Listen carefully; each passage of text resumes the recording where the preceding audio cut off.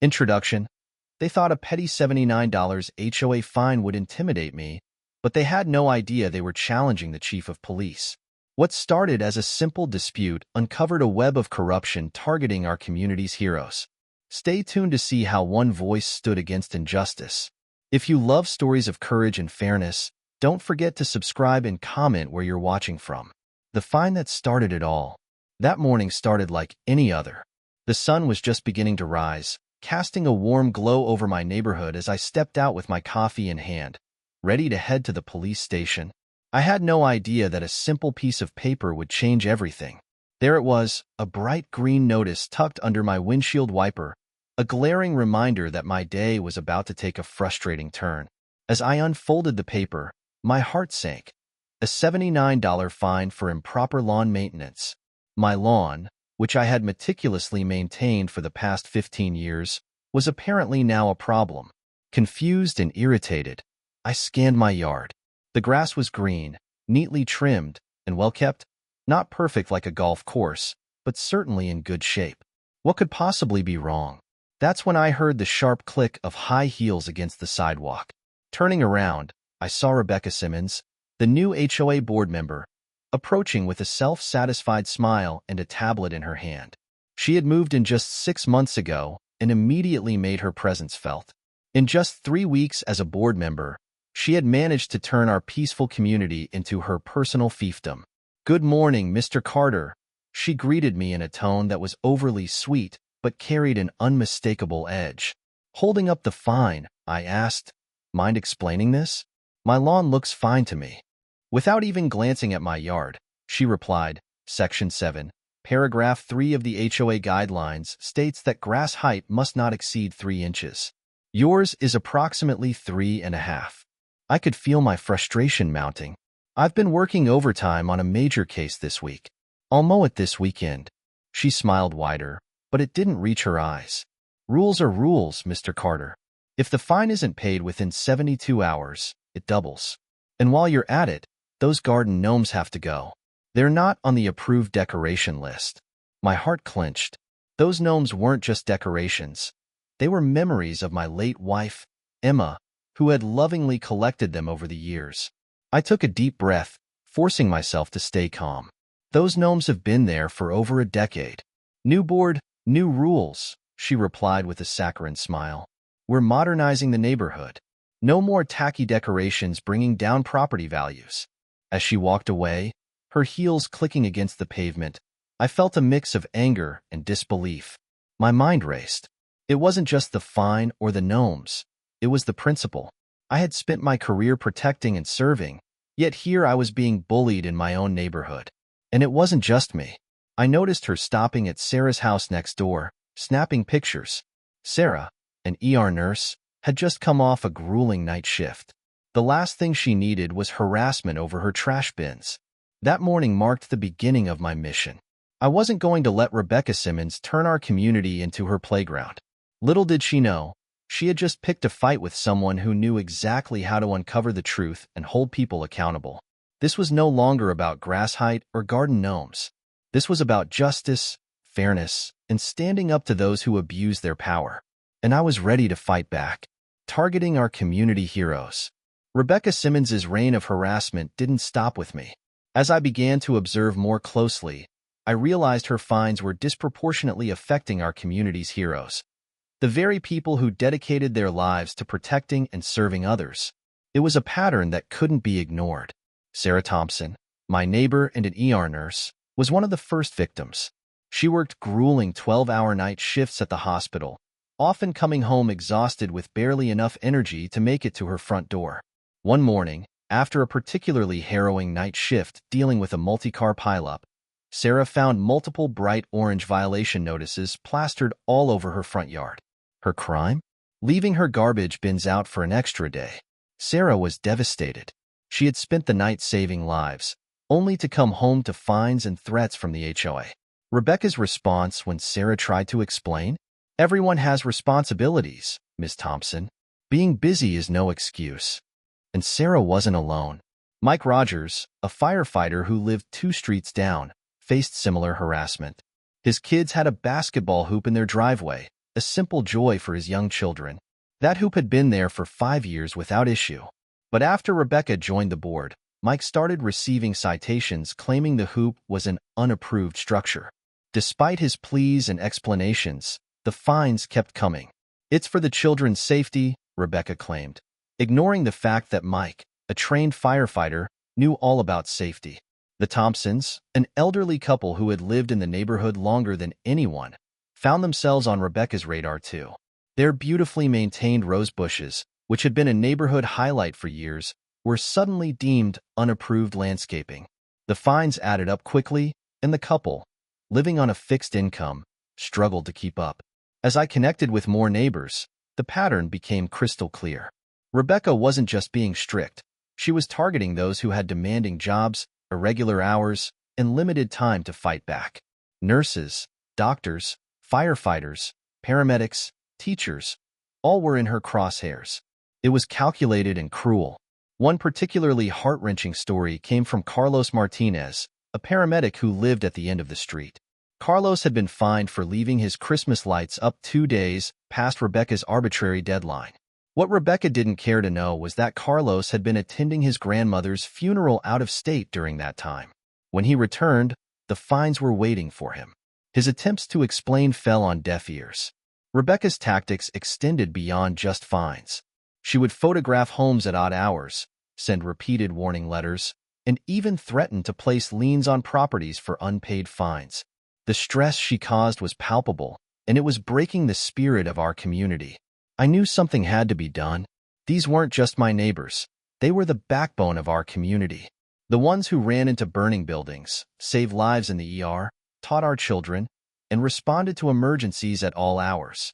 They deserved respect and gratitude, not harassment and fines. My investigation deepened. I documented every story, every fine, and every unfair treatment. The more I uncovered, the more determined I became. Rebecca Simmons had underestimated the resilience of a community built on hard work and mutual respect, and she had certainly underestimated me. This wasn't just about holding Rebecca accountable.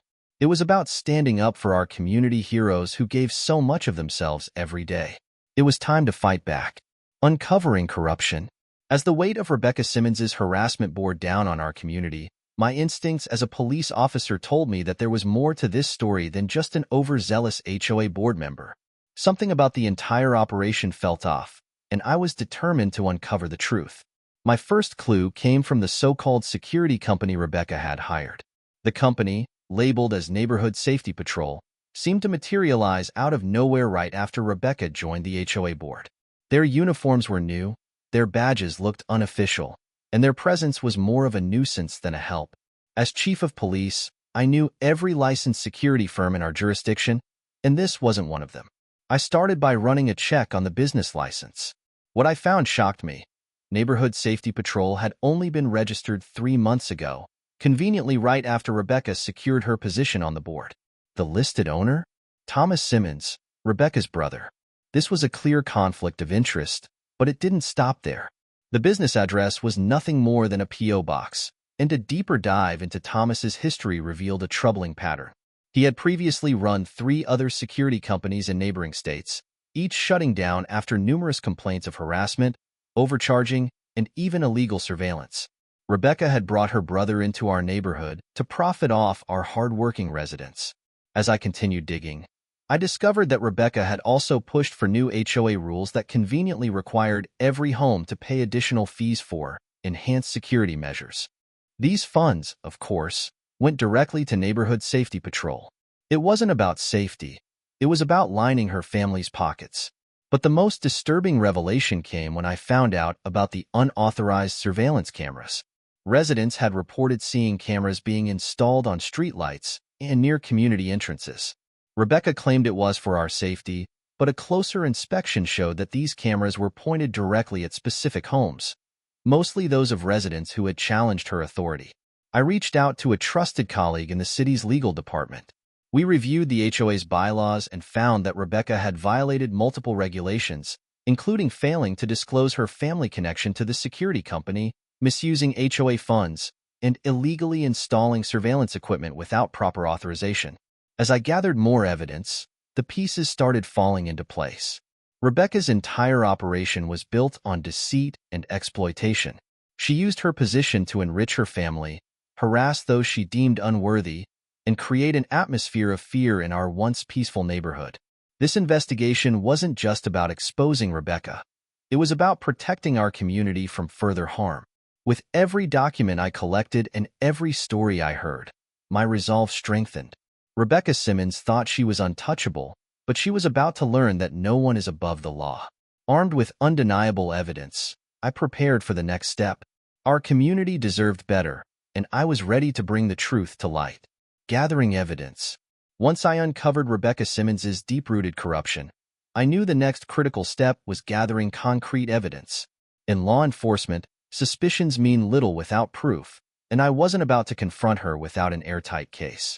My experience as chief of police had taught me that every detail mattered. I began by meticulously documenting every violation notice issued under Rebecca's tenure. Over the next few weeks, I compiled a comprehensive list, noting patterns, dates, and recipients.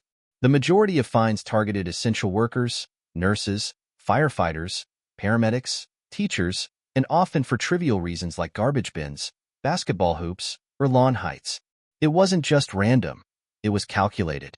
My next step was investigating Neighborhood Safety Patrol, the dubious security company Rebecca's brother, Thomas Simmons, owned. I discreetly contacted colleagues in other states where Thomas had operated similar companies. The stories I heard were alarming: aggressive tactics, unauthorized surveillance, and financial exploitation. These companies dissolved just before legal action could be taken, and now Thomas was trying his luck in our community. I decided to surveil the security patrol myself. On multiple occasions, I observed them parking illegally, blocking driveways, and even attempting to tow cars without proper authority. My dashcam recorded these incidents, and I collected timestamp footage as evidence. Another crucial piece of the puzzle was the unauthorized surveillance cameras. With the help of a tech-savvy officer from my precinct, I identified the camera feeds. We discovered that the footage wasn't stored on secure servers, but on a personal account linked to Rebecca. She was monitoring residents without consent, a clear violation of privacy laws. I captured screenshots and backed up the data securely. To further solidify my case, I reviewed HOA financial records. It wasn't easy. Rebecca had made sure most board members were either intimidated or indifferent, but I managed to obtain copies through public records requests. The numbers didn't lie. There were unexplained expenses labeled as security enhancements that led directly to Thomas's company. HOA funds were being misused to fill their pockets. I also discovered that Rebecca was running an illegal daycare from her home, a direct violation of HOA rules. Multiple neighbors confirmed seeing children being dropped off and picked up, and I documented this activity with photo evidence. Knowing Rebecca had connections in the city council, I ensured every piece of evidence was reviewed by legal experts. I made physical and digital copies, stored them in secure locations, and shared them with trusted colleagues. Years of police work had taught me the importance of having backups. Finally, I reached out to the community. Quietly, I gathered statements from residents who had been targeted. Each story added another layer to the case, painting a clear picture of Rebecca's abuse of power. With my evidence ready, I knew the time had come to confront Rebecca Simmons and bring justice to our neighborhood. Justice at the HOA meeting. The day of the HOA emergency meeting arrived, and with it came a palpable sense of anticipation. I had spent countless hours gathering evidence, interviewing neighbors, and building a case against Rebecca Simmons. Now, it was time to present it all. As I walked into the meeting room, I felt the familiar weight of my badge in my pocket, a silent reminder of my duty to uphold justice, no matter where I was. The room was packed. Neighbors, board members, and even a few curious onlookers filled every seat. Rebecca sat at the front, impeccably dressed as always, her tablet in hand. She wore a smug smile, confident that whatever issue had brought everyone together, she could handle it. After the formalities, Rebecca stood to discuss her proposed new security measures. She spoke about the need for stricter enforcement, additional cameras, and higher fines for noncompliance. As she finished, she asked for a vote. I stood up. Before we vote, I have something to share. All eyes turned to me. Rebecca's smile faltered for a moment. For those who don't know me, I'm James Carter. I've lived here for 15 years, and I'm also the chief of police.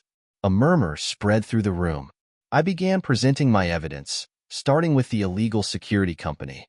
Documents, photos, and witness statements revealed that Neighborhood Safety Patrol was owned by Rebecca's brother, Thomas Simmons. Gasps echoed as I displayed financial records showing HOA funds being funneled into Thomas's company. Next, I exposed the unauthorized surveillance cameras. These cameras weren't installed for safety. They were pointed at specific homes, including mine, I said, showing the footage I had gathered. The final blow came when I presented evidence of Rebecca's illegal daycare operation and her history of targeting essential workers with baseless fines. Neighbors began sharing their stories, one after another. Rebecca tried to defend herself, but the evidence was overwhelming. The board voted unanimously to remove her from the HOA and ban her from future positions. Justice had prevailed. As Rebecca left the room in disgrace, the community erupted in applause. This wasn't just a victory for me. It was a victory for everyone who had been wronged. After the meeting, neighbors expressed their gratitude. Sarah, the ER nurse, hugged me with tears in her eyes. Mike, the firefighter, shook my hand firmly. The Thompsons thanked me repeatedly. Over the next few weeks, the neighborhood transformed. Fines were refunded, cameras were removed, and peace was restored. Kids played freely, neighbors chatted happily, and our community felt like home again. This experience taught us all a valuable lesson. Power should be used responsibly, and when it's abused, standing together can bring about real change. And as for me, every time I see Sarah's daughter's drawing on my desk, I'm reminded that sometimes the most important battles are fought right at home. Lessons learned. Even the smallest injustices should not be ignored. Unchecked abuse of power can erode trust and harmony within any community. Courage in the face of adversity can inspire others to take action. Standing up against abuse, no matter how insignificant it seems, contributes to building a fairer world. Integrity, fairness, and strong community bonds are essential in overcoming challenges. Even the most intimidating forces can be challenged when people unite. Bravery is not the absence of fear, but the willingness to confront injustice despite it. Fostering a safe, respectful environment requires vigilance, persistence, and mutual support among neighbors and community members. Meaningful messages. Power is meant to protect and serve, not to exploit or intimidate. When communities unite and support one another, they can dismantle even the most intimidating forces. This story encourages everyone to defend their rights and promote justice, no matter how daunting the opponent may seem. Personal perspective. To me, this story represents more than just a conflict with an HOA. It symbolizes the broader fight for fairness and justice. True leadership is about serving and uplifting others, not self-interest. As someone who values integrity, I believe that courage and unity can bring positive change, even in the most challenging circumstances. Call to action. If this story inspired you, please support Story Precious by subscribing to our channel. Join us for more meaningful and heartfelt stories that inspire and educate. Don't forget to turn on notifications to stay updated with our latest videos. Together, let's continue to share stories that make a difference. Thank you for being part of our journey.